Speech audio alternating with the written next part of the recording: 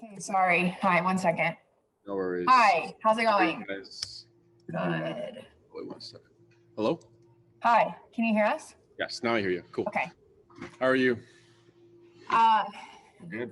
Good. Wish it wasn't snowing after Saturday, but Oh, I know. Yeah, it kind of sucks. Yes. Cool. So before we get started, I just want to let you know that it's on the form and everything, that we do record our consultations, all lessons in general. So just a heads up.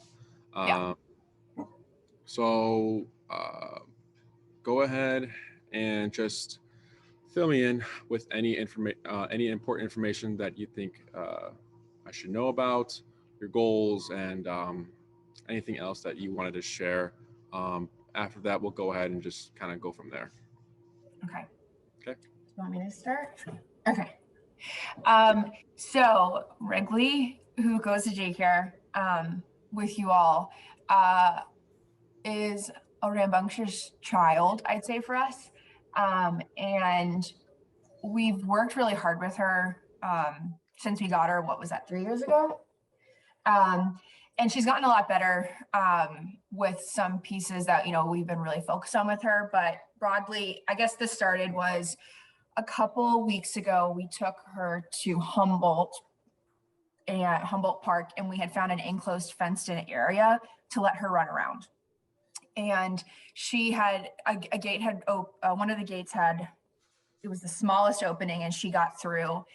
And she just wasn't listening to us. She had gotten out and was just sprinting all over the place. And the only way we had gotten her back was because she ran up to a runner, because she just loves people. So she ran up to someone who was new and jumped on them. And that's the only way we got her back. So that kind of spurred something for us where we were like, what can we do to work on this? Because sometimes she has great recall. Like, she's done that before where she's just gotten away from me and I can yell yes. Because she knows that means to look at us with food, and she's come back, but there was nothing in her that was listening to us. She has a really reactivity towards prey. So it was a squirrel, I think, that she saw. Yeah. She saw a squirrel, and the squirrel was running around, and she would not listen to us. And then she has some random leash reactivity. Sometimes she's fine. Sometimes she lunges at a dog, and most of it, I think, is around the fence of frustration. She wants to greet the dog, because she can go to daycare and play with dogs in open fenced areas. For the most part, it's fine. It's when we tell her no is when she gets pissed off. So the sensation of us saying pulling her away is stressful or scary to her. When walking her, we use the yes command. We have the bag of treats where we say yes, and she'll look up at us usually, and usually as long as she's maintaining eye contact and we give her the treat, she just walks right on by the dog. But if they react towards her, she's can lose focus and so I'd say 95% of the time, if we yes her and she knows that we have a treat in hand, we can walk by a dog, no problem. Okay. And it didn't used to be that way, so I'm pretty proud of us that we got to that. It would be nice if we didn't even have to do that, and she was just, but wishful thinking. And she has leash reactivity at fences. Yeah, the dog is in a yard and we walk by and they're on the other side of the fence, just loses it. Yeah, she wants to put it in, she can't. Loses it. However, if she is on the other side of the fence and she's not leashed and she's able to run with she's fine. One time we were had her in a tennis court, and a dog had run up to the fence and they were running back and forth, no problem. She was fine. But if she was on a leash and we tried to pull her back, she would absolutely lose it. Got it. Okay. She jumps up on people. I haven't figured out how to curb that one yet. Yeah, we cannot. So for us, we don't let her, and we try to tell people, hey, just ignore her when you come in, and she'll still try to I honestly don't even like us having people over, because I just am embarrassed if she jumps all over them. Got it. Okay. And then it's on a walk too. If we run into someone that we know, she loses it in a good way. She's so, well, probably not in a good way to her mental state, but she's just really excited to see other humans. Okay. And like we'll jump all over them. Those like the big things. Okay. Yeah. But I think like in my head, I was like, we're never going to get this dog back when she got out of the fenced area at Humboldt and was chasing after the squirrel. Like she was not coming back to us. Yeah, you could tell she heard, but decided to ignore. Yeah. Got it. Okay. Anything else? I don't think so. I mean, she's very chill during the day. We know exercise is good for her. Try to take her on some long walks. But. Cool. And then, do you use that harness for your walks, or did you say something about Prong? We started with, we yeah. first did training when we lived in Atlanta because she was pulling on a leash, and we did Prong collar, and that to us worked for a while. But I think that's what also kind of started some of like the leash regression, like growling at dogs. Because before that, she'd never growled at dogs, and then after using that, she got like that side of her. So then we moved to the harness collar and attach it in the front. So when she pulls, it kind of like yanks her whole body sideways and she gets annoyed and kind of steps in line. So we've done both, not opposed, but for Not what opposed. we viewed from it, it was kind of like, yeah, it wasn't, and we're not like having it, pulled the whole time when we use the prong. We're just, again, when she pulls, just like a little snap on it. Yeah. So we still have that actually, I think, doing that. I don't know. Okay. And then a trainer worked with you with that, or you guys did it on your own? A trainer helped us train to use It was like a basic obedience class with a heel. Got it. Did the trainer like say anything about that? No. No. Okay. Like, you mean like say about like her being like reactive when we pulled her away? Start that until like after the training was done, honestly. Yeah. Was it kind of like you guys got your lessons, here's how to use the prong? Oh yeah. Like that was it. Okay, Yeah. Yeah. Oh yeah. It was like 6 weeks, like once a week. Like we got the heel lesson and that was that. Like the training was over, that was done with her. It was like 6 weeks. Yes. But yes to your question. Okay. All right. And then I'll explain why that is in a little bit. Go ahead. Is there anything else? No. It felt like a lot, but no. Like she's she resource guards. Is that like in like resource guards what? Food. How do you go through that, or how do you handle it? We just don't have food. Yeah, there's another dog there. Don't feed them in front of each other. Yeah. We don't have another dog, so. Got it. I mean, we would like to have another dog one day, and if that would be a problem, then that would be a problem. She's fine with other dogs as long as there's no resources around.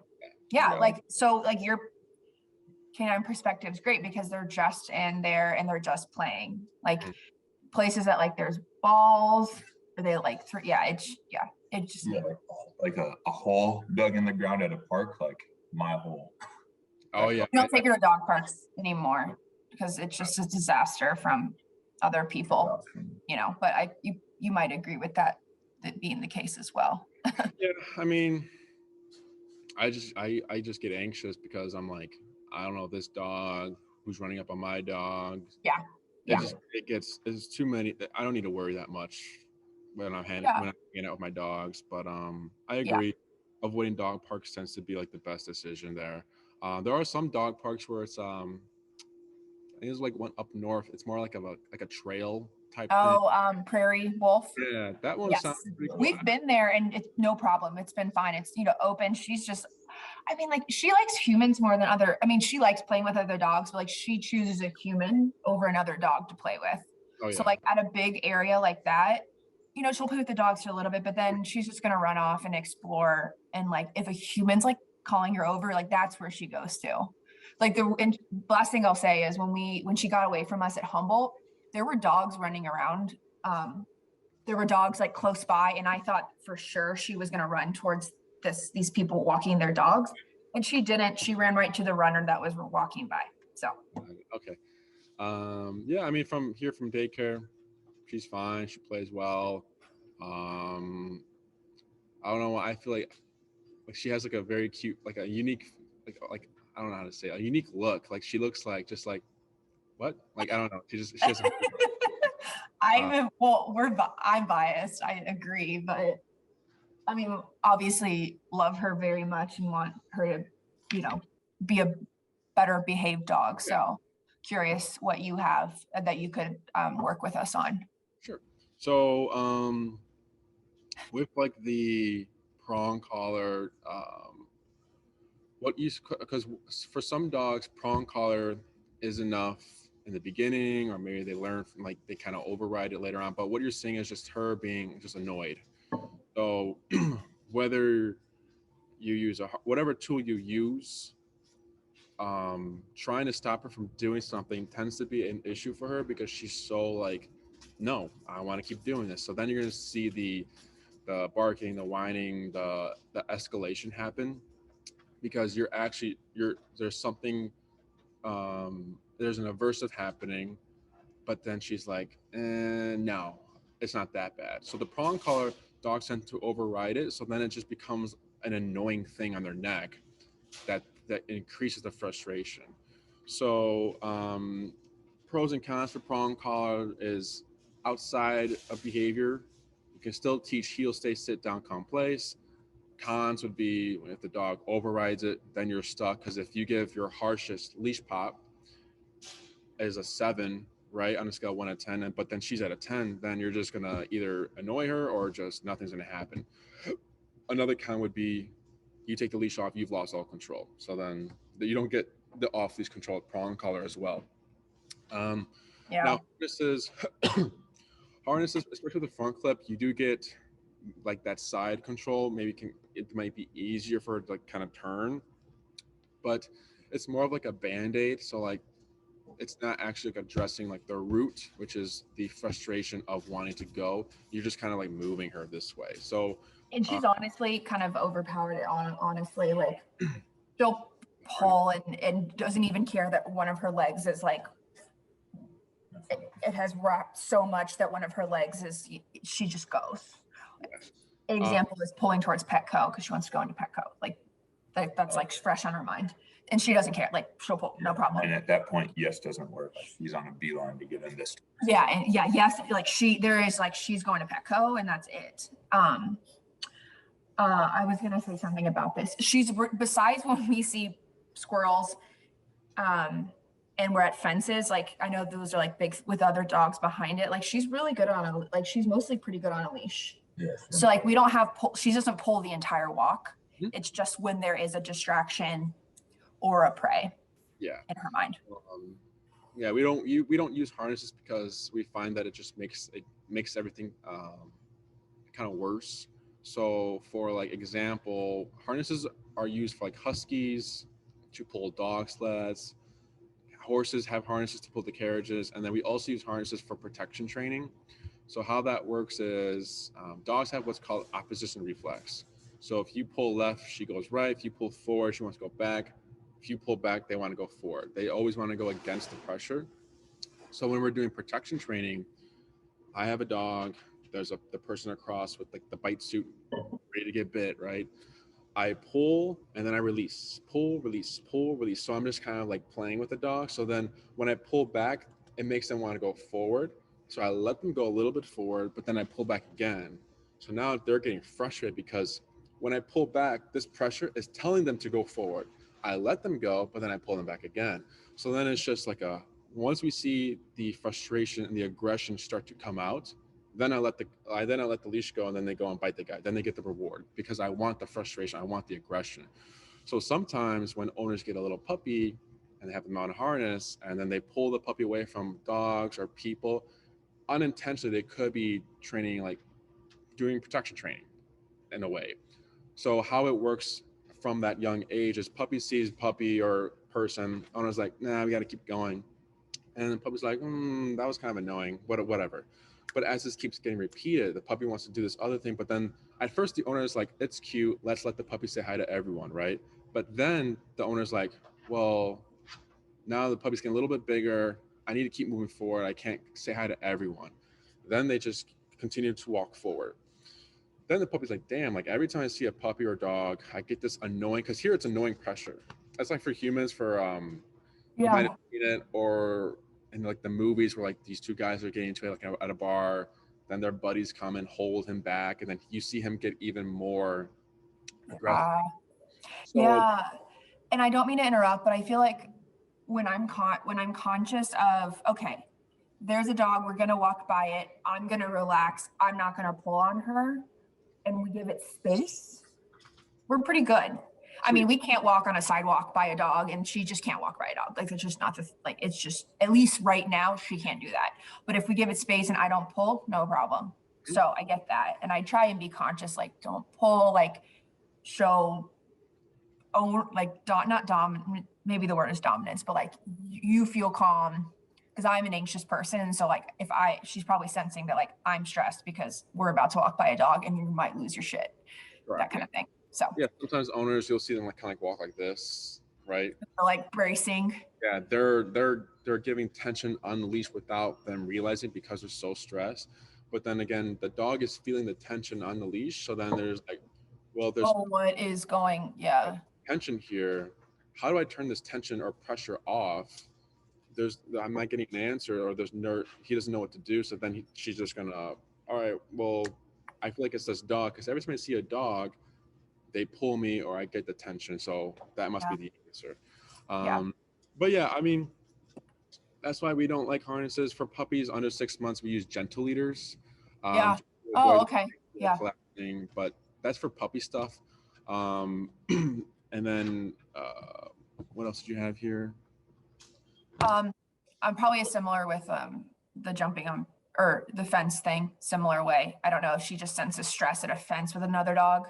Yeah, so the fence thing is just like there's a few things. For Wrigley, dogs only have 4 responses, as well as humans, I believe. Fight, flight, avoidance, or submission.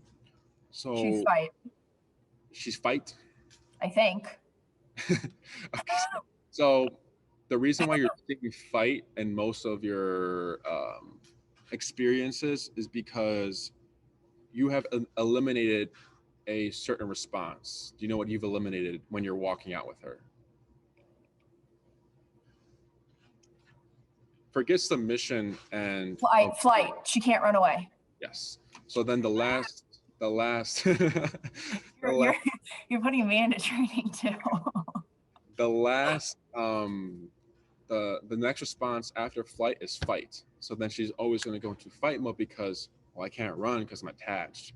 So that's why when she's loose and kind of free, whatever, and then the dog's reacting to her, she's like, well, if that dog becomes an issue, I can just run away. Versus the other way around, she's on a leash, she's like, I can't run away. That dog is looking threatening. I need to react. Yeah. So that's why we're seeing that kind of switch when they're in different positions. There's also a really good video to watch. You might have seen it where it's like a big old gate, like almost like a garage door. And there's one dog on the other side, there's another dog on one side, and they're both barking at each other between this like gate here. Okay. They're barking, and then the gate slowly opens, and then they're seeing each other, and there's no gate or barrier in between. So they're just like they just stop, and they're just like, now what? But then they close the gate, and then they start barking. Okay. So it's just like a barrier type thing for dogs. So, yeah, I mean, it's exactly what it is. Because I mean, my like life flashed before my eyes because this off-leash dog had run up to her in this fenced-in area, and I was like, oh God, she's so bad at fences, she's gonna lose it. And she was fine. She was wagging her tail and she was running with the dog back and forth like they were having fun. And I was like, it's obviously she can run away if she wants, and she knows on a leash that she is cooped. There's a better word, but cooped up, or she's prevented from flight. Correct. Yes. What else did you say? For the positive reinforcement stuff, you don't have to continue it. You can continue if you want, as long as you're not too reliant on it. So when you see something good, just reward. I wouldn't try to like bribe her or anything like that. It's just, once she does something good, reward, which sounds like that's what you already are doing. But like I said, or kind of like how you saw, Wrigley is thinking squirrel or the treat I've been getting all day and I'll get later on, which is, which would I want more? The squirrel, Yeah. I've never caught a squirrel. So I'm going to go for the squirrel, right? Or has she caught a squirrel? Well, we're not sure. We, not to go on a huge tangent, but she had been staying at our Danny's parents' house, and we think she maybe found a dead squirrel or something. Anyways, they saw it in her mouth, and then in 3 chomps, it was down. I don't think she caught it because we've never seen it in the act. So maybe it was like an injured squirrel that she just got. Yeah. But she's tasted squirrel, so maybe that's the problem. Okay, so there was some sort of like, this is more valuable than this. Yeah, I mean, yeah, absolutely.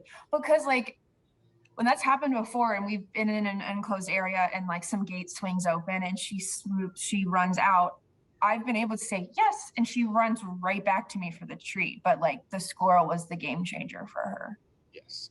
And we also have to keep in mind that since yes creates excitement, and Yeah.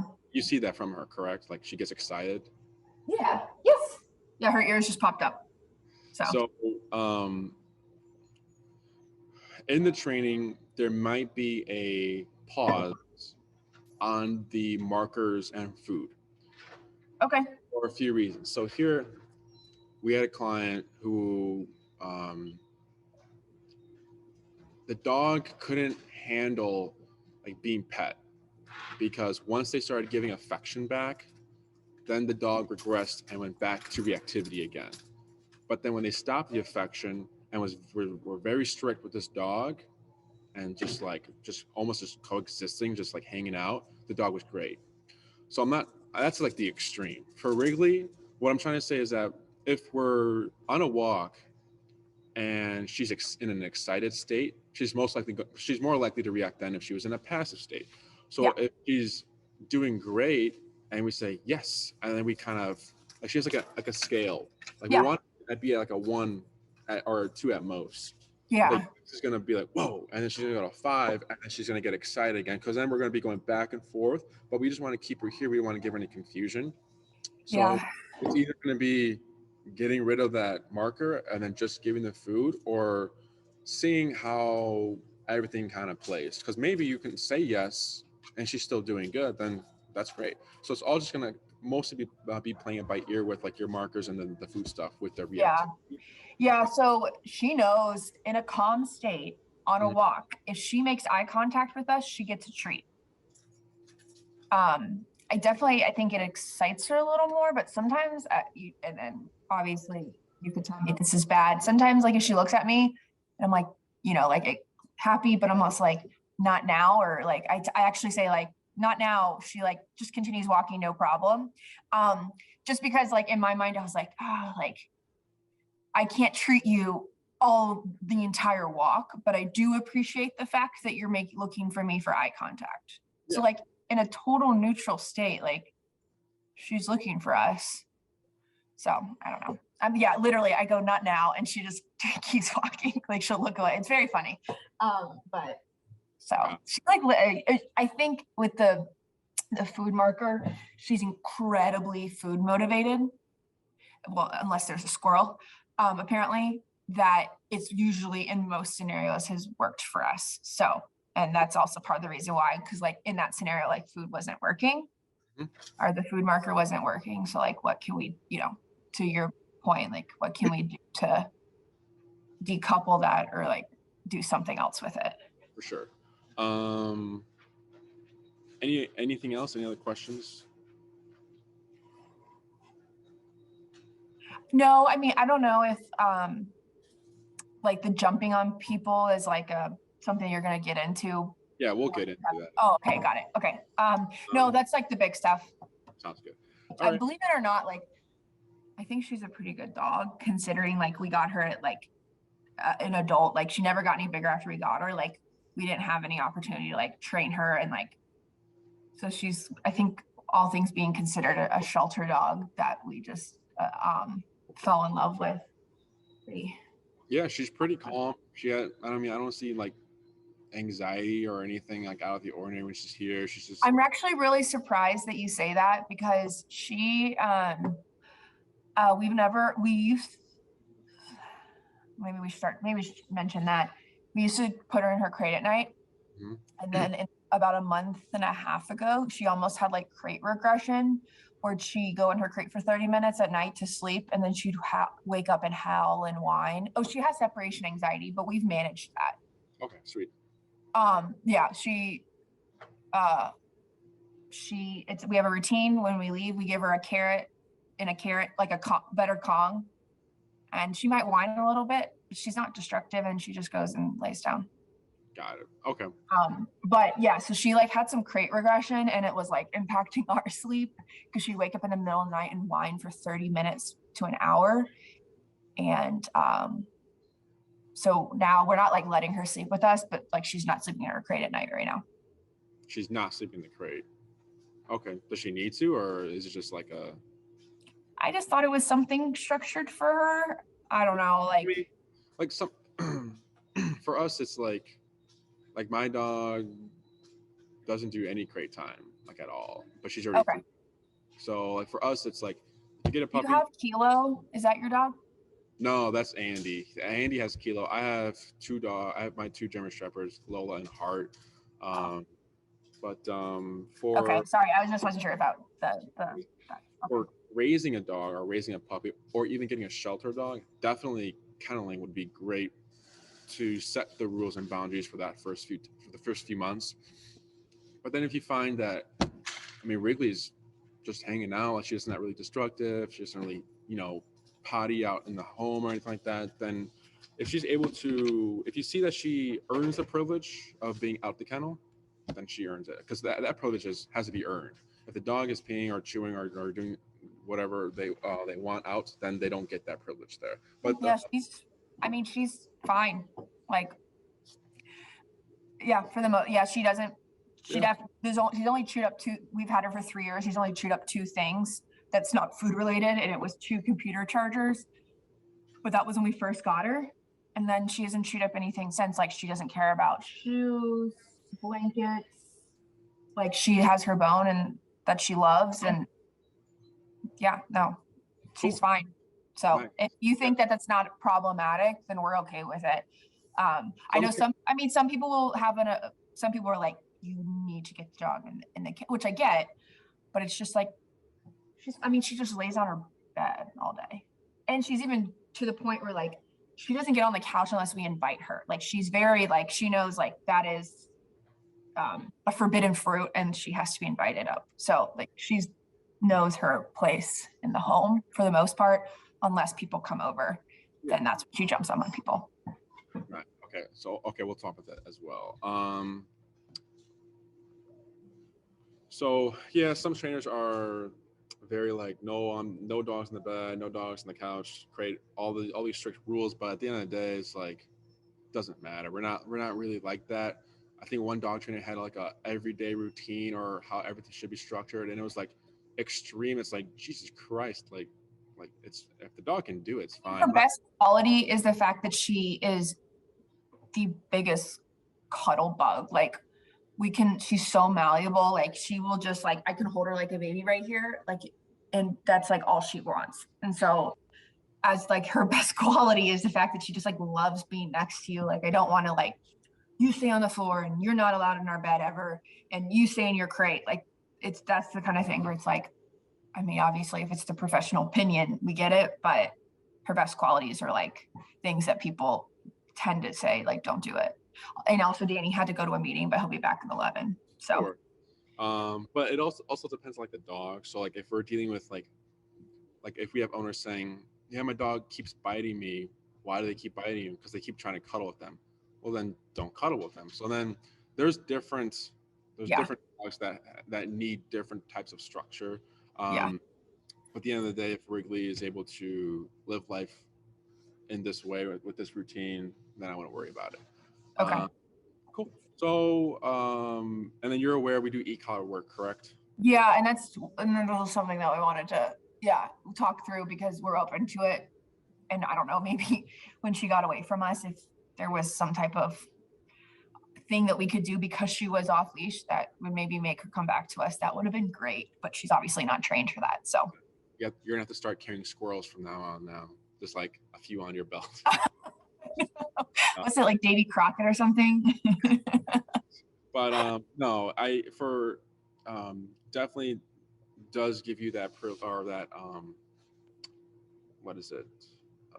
E-collar can give you many fun things to do, and it gives you that, what's the word I'm thinking of? Off leash time, and not worrying about it because now you have a tool where you can connect her from a mile away if you want that, as distance if you want. Yeah. For Dogtra, that's the brand we use. The feeling is not shock, right? That's like the old school term. People call it shock collars. We don't like using the word shock because it's very negative, shocking your dog. It's electric, yes, but it's not electricity, so it's not like flowing through the dog's body. It's literally a collar. If you've seen one, it's a collar at the box and then 2 contact points. Where those 2 contact points are touching is what it's contracting. The feeling is very similar to like a stim or a mini TENS unit. If you've ever been to a physical therapist or a chiropractor, Yes. Yeah, I've had that. that done. same feeling is what the e-collar feels like. Okay. So it's just a muscle contraction. Again, the brand we use is called Dogtra. Dogtra has the stimulation levels ranging from 1 to 127 in increments of ones. So the max. One? Yes. So 1, 2, Oh, 3, okay. all the way to 127. There are other brands out there that maybe go up. You'll see maybe the maximum level is 8. But 8 is equal to 127, the feeling. But we have so many more numbers to be more specific to the dog's personality, the breed, the scenario we're in. We can be very nuanced with the feeling of it versus that 8 leveled e-collar. 5 is going to be, what if 5 is having a Wrigley yelp, right? Too much. Every time we press a button, she's yelping. It's too much power. But then 4, she's not listening. She doesn't care. So then you're stuck because the increments. Yeah, it's like you don't want your, that's like this. Right. Yeah. So for Dogtra, we can be very specific. If 50 is too high, 30 is too low, 40 or 42, we can be very right to where Wrigley is that perfect number for her. Is that like a similar? Obviously, that brand is unique. They do what they, but is not that she's ever been connected to this, but with like an electric fence, is it the same?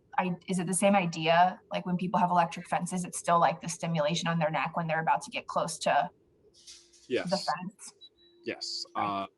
So there they create like a barrier. When they cross the barrier, the collar goes off, but they don't work at a comfortable level for the dog because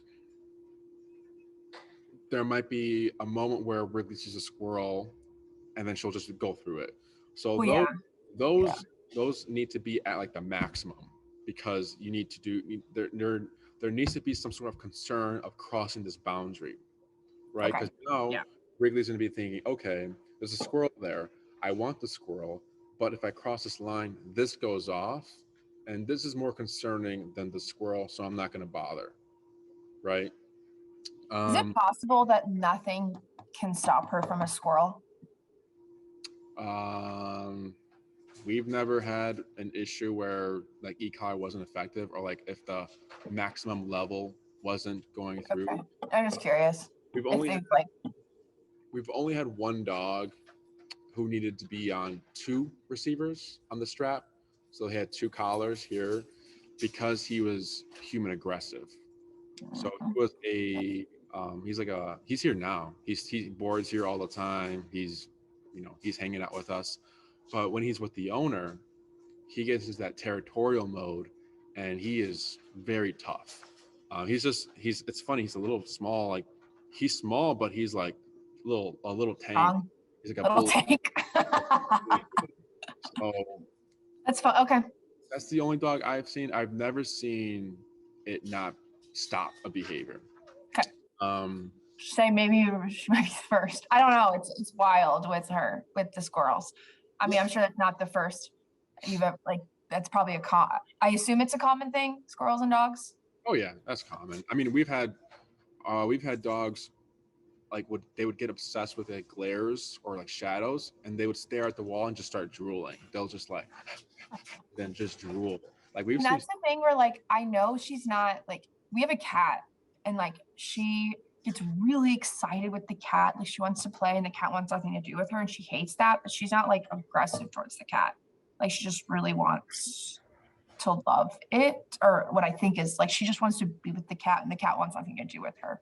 Yeah, So when something moves that quick, dogs are very reactive. They're very like, yeah, they don't like Wrigley is not going to wake up one day and think, man, mom has been doing a lot of hard work. I'm gonna be good today. Like they can't do that. Like humans can, you have tried training with her, different methods, and then you decide to make this Zoom call to learn more. Like you're like proactive. You've done all these things. Dogs don't do that. They think in the moment. If something's happening, they just react. They can't really like think about it. They just do it. Yeah. So again, for the e-collar, it's waterproof, rechargeable. You get the mile-long I was gonna ask about the waterproof thing. Yeah, it's waterproof. She can go swim with it. Some trainers have said that it amplifies the power, so like your number might be lower if you're swimming. Okay. I've never seen it because like the water and everything. But what we have seen, and what you do want to make sure is just because Wrigley has shorter hair, is that if she's going to have the collar on for more than an hour, you want to make sure to rotate it to the other side of the neck to avoid any pressure sores. It's not from the stimulation. It's just because there's two metal probes stuck in one spot for a long time to give that side of just like a necklace, like moving it around. Correct. Yes. You want to now. It shouldn't just be like a necklace. It should be. Yeah, I know what you're saying. Like necklaces, you want to move to the other side, but you want to make sure that when you're swimming, like within 30 minutes, check, because since there's moisture in it now, they're more likely to get pressure sores. Okay. Does that make sense? Yes. Yeah. Any questions about the e-collar itself before I dive into like how we'll train her with it? No. The first thing we're going to do with Wrigley, we teach that exercise. Oh, heel. I guess I had a question. You might be going into this right now. I know like I had like selected board and train. I don't know if that's like what you recommend or if you're going to get into that, because I know it was like you might have like a different recommendation depending on our discussion. Yeah.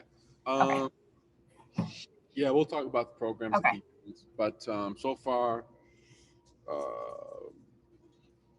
we can get to that. No, I wasn't sure if that's what you were getting to right now.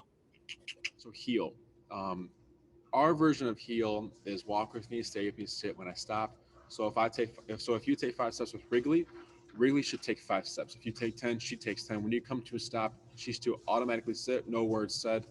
Loose leash with her shoulder parallel with your leg at all times in this command.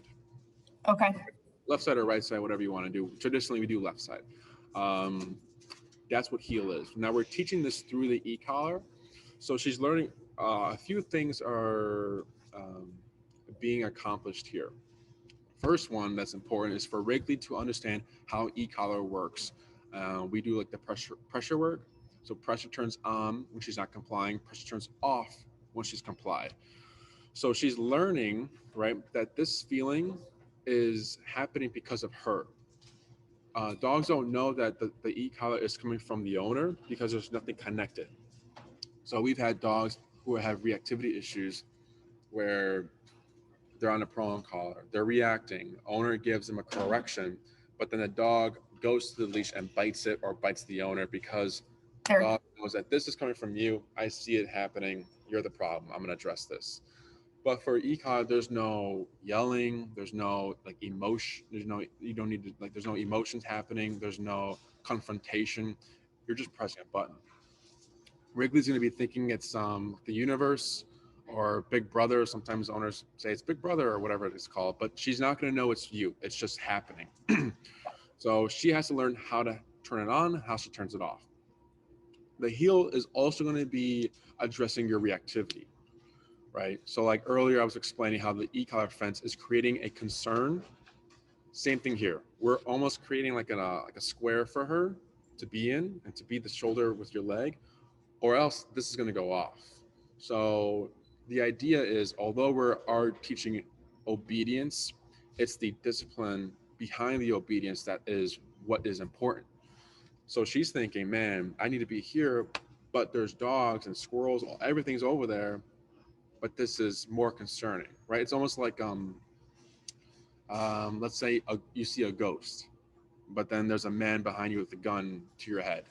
Like, what's going to be more concerning? Because the ghost is not touching you, it's over there, but the man with the knife or whatever with the weapon against you is like, this is right here, this is happening.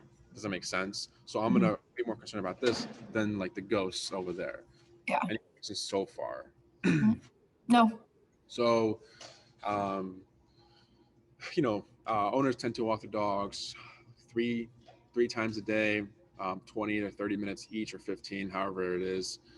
So We're like twice 30 minutes a day. yeah, so it's already something to, what I'm trying to say is you don't need to set aside some time to practice. You're just doing it throughout your walks. Yeah. And you're getting used to how to use a remote. You're getting comfortable with it. Then Wrigley's getting the structure, the discipline on your walks, and you're just practicing. So once we see, we teach you heel, or the heel command is taught, then we're gonna be like, okay, what has this just by itself fixed? Maybe we notice that Wrigley doesn't care about calm dogs. Now it's just the other dogs that react to her. Yeah. Right, when we're doing Yeah. the heel stuff. Yeah. Or usually there's a spectrum of how it progresses when we teach the heel. Humans go away. If there's any reactivity to humans or any concern for humans, we teach you heel. It just goes away. Okay. Then it's calm dogs. Then it's rollerbladers, skateboards, and scooters. And then it's other reactive dogs. And then it's you turn the corner, there's a dog there. Because that's the last. That's why it's last, because you can't predict when that's going to happen. So it just happens there. But that's kind of like how it progresses. It's interesting that you say that, because we actually had this scenario on a walk yesterday where it was a sharp corner, and it was like Danny, Wrigley was right behind her, and then another person was coming with their dog, and like, if anything, she was like startled, but she was fine. But then the other dog started barking at her, like it was even more startled, and then that's when she lost it. But it's like no problem with skateboards, rollerbladers, bikers, any of that stuff, or humans. It's dogs. Yeah. Yeah. So we'll just see what fixes. Maybe it's just we find that it's just easier, or maybe it's just like just the reactive dog that's we're having issues with. We can walk by dogs now, that's easy, but just when they bark at us, that's where it becomes difficult. So we teach her heel, see what it fixes. If there's anything we need to dive more into, right? Yeah. Like putting her in a situation where maybe we're like, we go to an area where there's a lot of dogs, like the dog park, and we need to put her in that situation to address it, then we'll do that. Yeah. Is this all making sense so far? Yeah. Yeah. I'm curious what we could do, how you would approach like the fence situation. So it's going to be the reason why we do heel is because it gives the dogs it gives them something to go to. So if she's in heel, I'm walking, she reacts, you have your tool, right? But maybe, because I don't know what number level Wrigley's going to be, right? No one's ever going to be able to look at a dog and just think that's going to be their number, because we've had Great Danes like be super low on the e-collar. We've had little dogs be on the big collar. Like it's just always different. So one second. So it's always going to be different. But you're going to find in certain situations, the number is never going to be a solid thing. It's going to be like, on the walks, it's going to be like a 20 to 30. But then when we go by those fences, I had to go all the way up to 90 for her to cut the crap. That's normal But as we keep repeating this, we might find that the idea is she's gonna figure out that it's not worth it, because this 90 is way too uncomfortable than reacting to this dog. But that'll definitely be covered. It's kind of like with the heel as well, because we're correcting her for breaking heel, if that makes sense. Yeah. The reason why we get so much progress and fast progress with this, because it's the tool is giving physicality.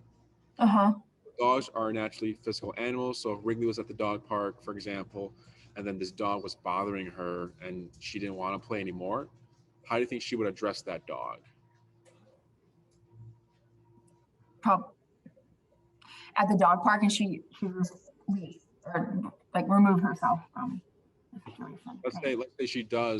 Let's say she's running away from this dog, and then she gets trapped in a corner, but the dog is still. She's gonna react. She's what? She's gonna react if she's trapped in a corner and this dog won't leave her alone. She's gonna to ask it to leave her alone. How? She's probably gonna snap. Yes, correct.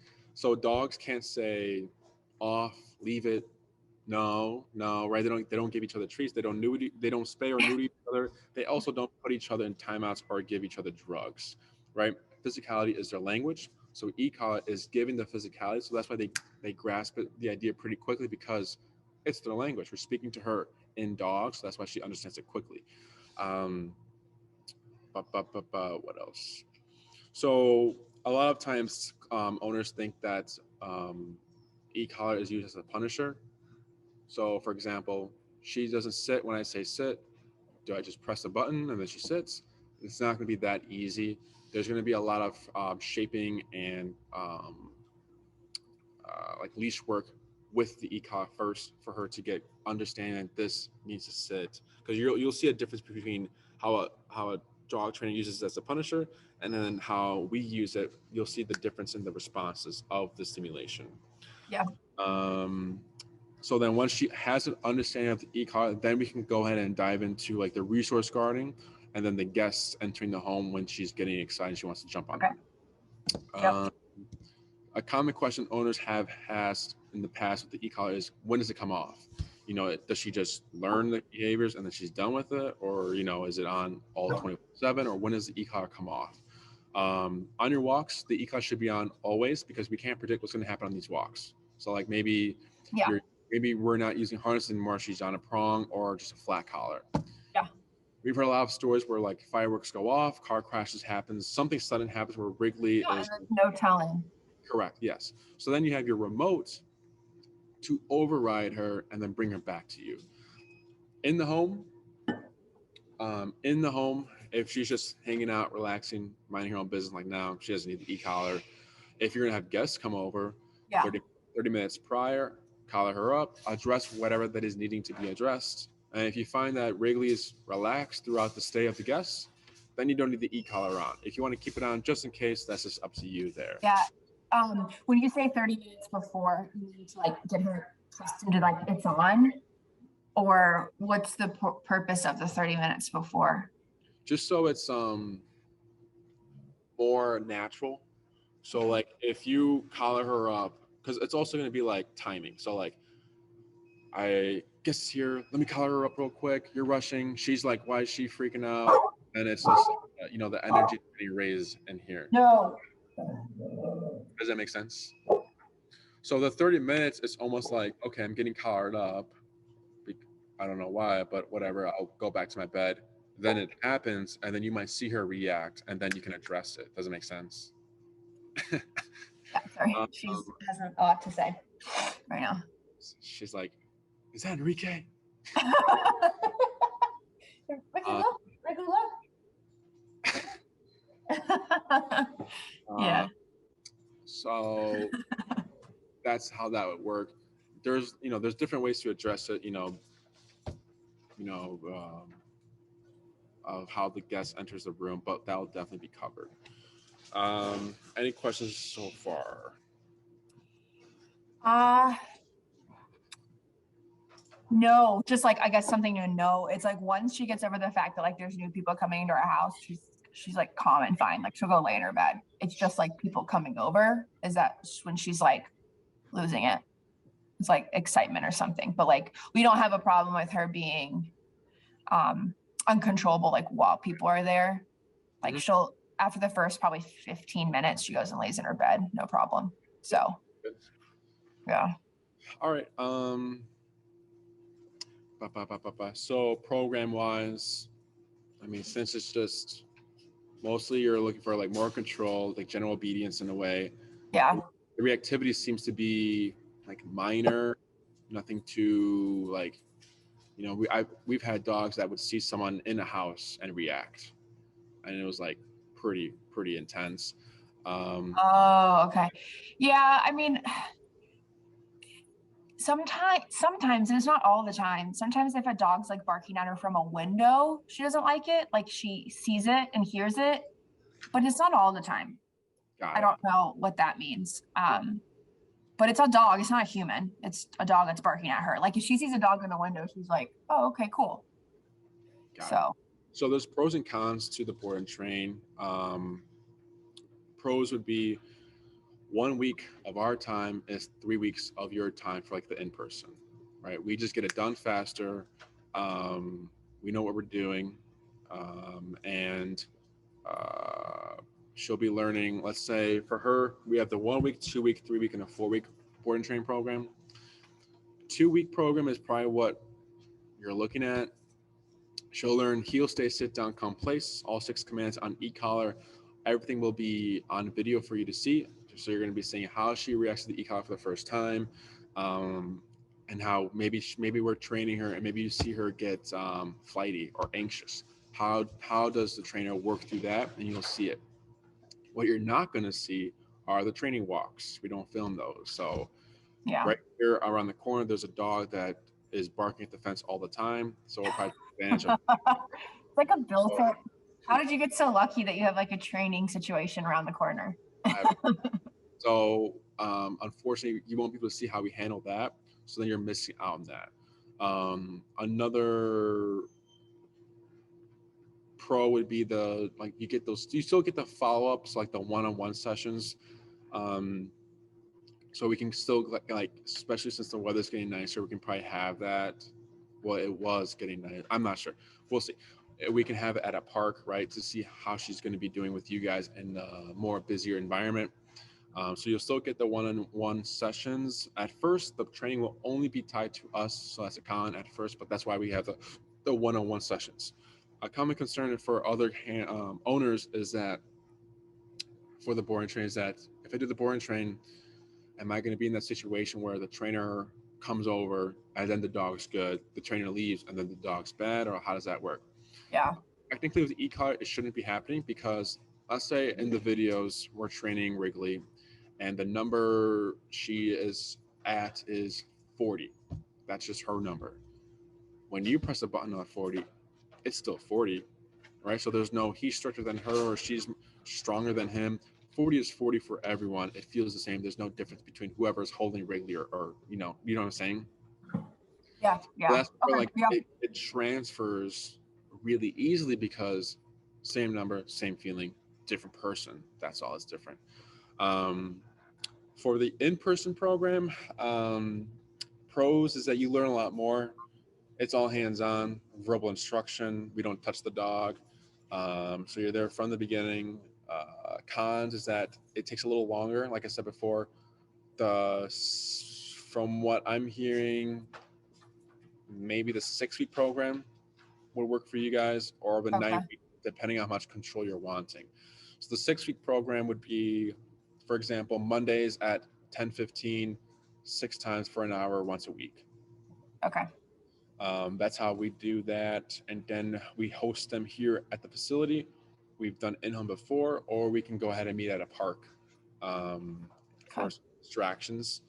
2 classes are heel, 2 classes recall, and then we teach you like a stationary command. And then the last one could be either an overview of everything you've learned, or some owners like to save it until like when they need it. Because they don't expire or anything like that.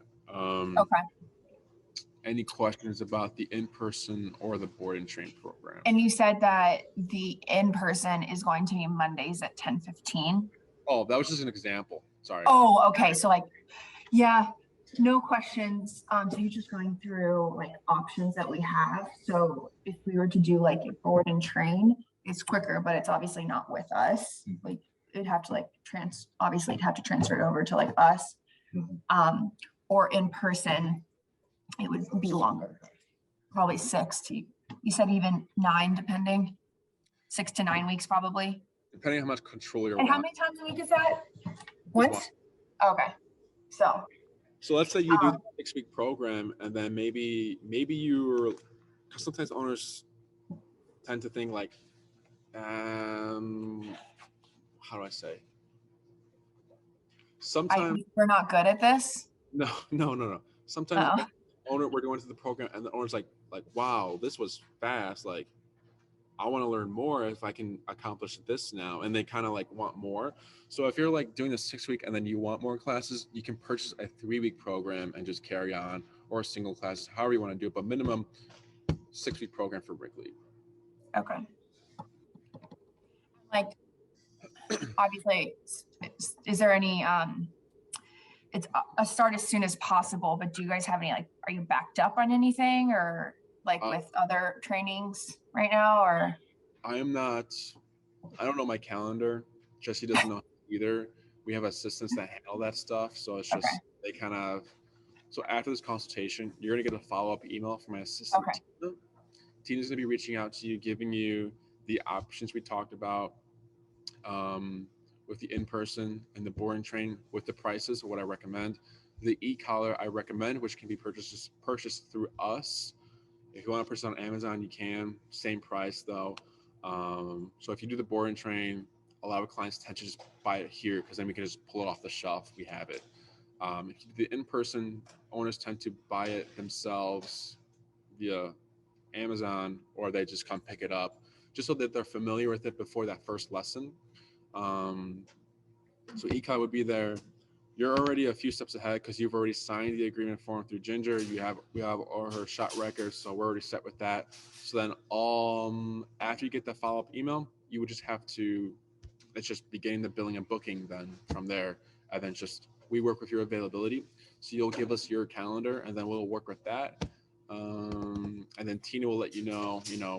For board and trains, we just finished our first batch, not first batch, but like a batch right now. They're all starting to go home. So we have a lot of availability for the next few weeks for board and train. For the in-person, that's what I'm not really. Okay. But she'll let you know how far out we'll have to start for the in-person. You also have the option to work with Jesse. So if you work with Jesse, this 135 will still be going towards your program. So just a heads up with that, if you want to work with Jesse, or just up to you guys. Any other questions? Do you have any? I know you just came back. Okay, I'll ask you.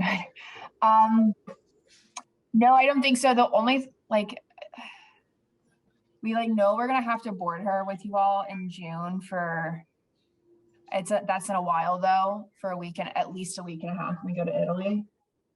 So I don't know if it's obviously we want her to improve as soon as possible, but if we were to, I guess just tell us if we shouldn't wait that long.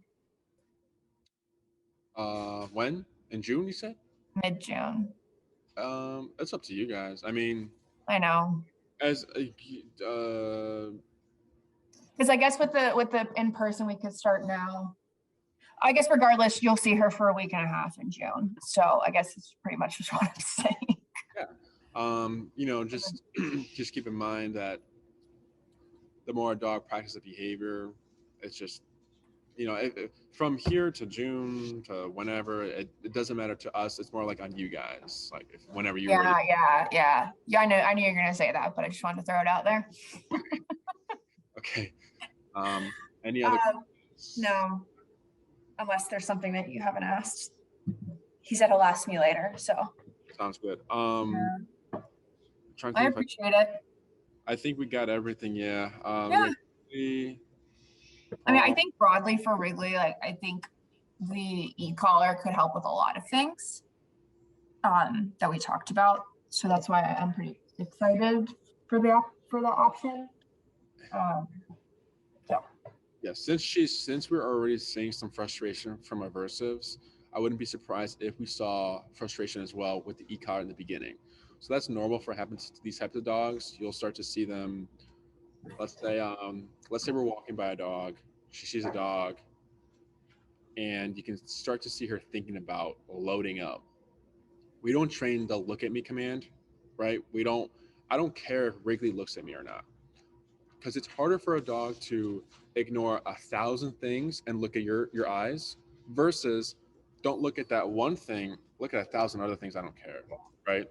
So if we see her to start to load up, hackles, ears, whatever, the whining, whatever it is you see from Wrigley, and then you start to correct her with the e-collar, it's normal for her to just then do the lunge, right? Because if I'm already hearing all these things, I'm probably going to expect it. So then there might be a little bit more work with her of having her understand that e-collar means no, not go. We've only seen it with I've only seen it with 2 dogs since I've been working here, only 2 in-persons that have had that issue, which needed a little bit more work. So just a heads up with that, it's going to be normal if we see that. It's just we have to work through this hump here because she hasn't understood or complied with an actual aversive. I'm talking about the prong collar and such. Does that make sense? Yeah. So that's why I'm mentioning that, because sometimes owners read about e-collar and prong make the dog worse. They get more aggressive. Well, yes, because they haven't followed through, right? We've always, how do I say? A lot of owners tend to see a dog become uncomfortable in a situation and they want to stop, but then the dog never learns anything, right? It's like a kid, Mom, I have to give this really big speech tomorrow, but I'm really stressed. I'm nervous. I didn't sleep all night. I'm scared. And if the parent's okay, stay home, it's fine. That kid's not going to know how to handle stress in life in general, right? So if this parent just keeps giving the kid whatever they want, then you're raising a certain adult. Versus, no, you're going to give that speech. You just have to do it. There's no way out of this. The child does it, and they're wow, that was not that bad. And then after that, they just keep doing it and doing it and doing it, and it's just easier and easier and easier. So it's just about kind of putting her in these situations where we know she's going to mess up, but we have to it's going to be a teaching moment for her with the dogs and the fence and all that stuff. Does that make sense? Yeah. You heard you. But yeah, okay. if anything pops up, any other questions arise, feel free to email me and I'll get back to you. Other than just keep an eye out for Tina's email, and we'll be in touch. Cool. I appreciate it. Thank you. Probably see her at daycare before anything anyway. So we'll see you soon, I'm sure. All right. Thank you.